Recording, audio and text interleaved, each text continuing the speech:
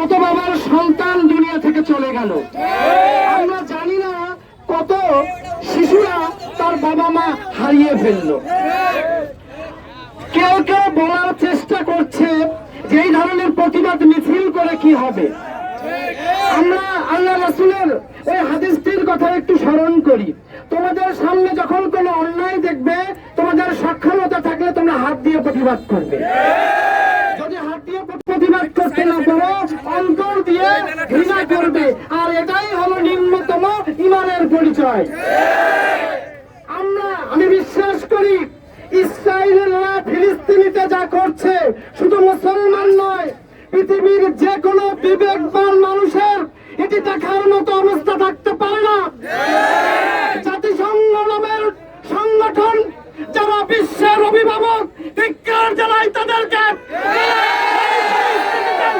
ভূমিকা পালন করতে পারল না।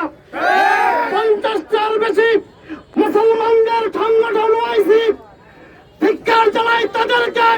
মিডল ইস্টে যারা রাষ্ট্রীয় ক্ষমতায় আছে ধিক্কার জানাই তাদেরকে। মিডল ইস্টের মানুষের যোগ্য করা লাগবে না, তারা মার্চ করে যদি ফিলিস্তিনের দিকে যায়, ইসরায়েল নামক রাষ্ট্রটি পৃথিবী থেকে বিচ্ছিন্ন হয়ে যাবে। দুঃখের বিষয়, আমরা কবে আবাবিল পাখি আসবে সেই অপেক্ষায় রয়েছে। আমাদেরকে যেমন আল্লাহর জন্য আল্লাহর কাছে দোয়া চাইতে হবে, আমাদেরকে আল্লাহ রাসূলের ওই হাদিসটি মনে রাখতে হবে যে উটকি বেঁধে রাখতে হবে, তারপর আল্লাহর উপর তাওয়াক্কুল করতে হবে। আমাদেরকে আমাদের জায়গা থেকে প্রচেষ্টা চালিয়ে যেতে হবে, তারপরে আল্লাহর কাছে দোয়া করতে হবে।